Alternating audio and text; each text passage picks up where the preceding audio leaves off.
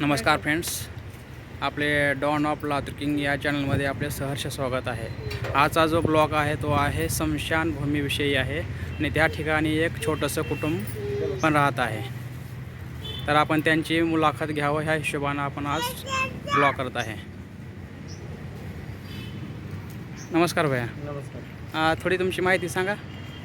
राहणार रांदेगाव आहे, तालुका हिमायतनगर आहे, नांदेड जिल्हा आहे। हां हां। इथे राहण्यासाठी आहे। तर स्मशानभूमीमध्ये तुम्ही केव्हापासून राहत असतात?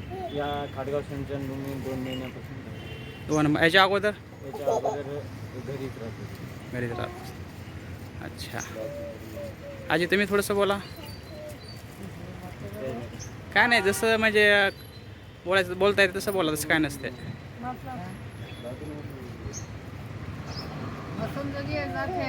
हां हां हां। आम्ही असंच मसनभूमीमध्येच राहता।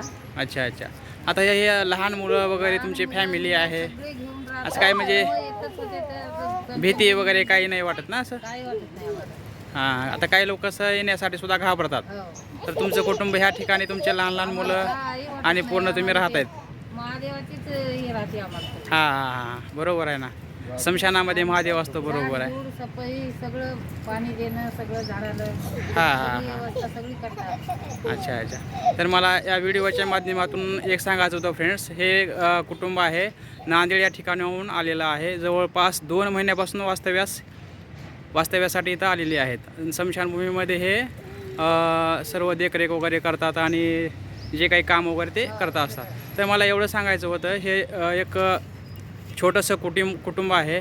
तर या कुटुंबाला जर तुमच्याकडनं काही मदत होत असेल तर तुम्ही जरूर यांना मदत करावं फ्रेंड्स। इथं येऊन हे खाडगावची स्मशानभूमी आहे फ्रेंड्स।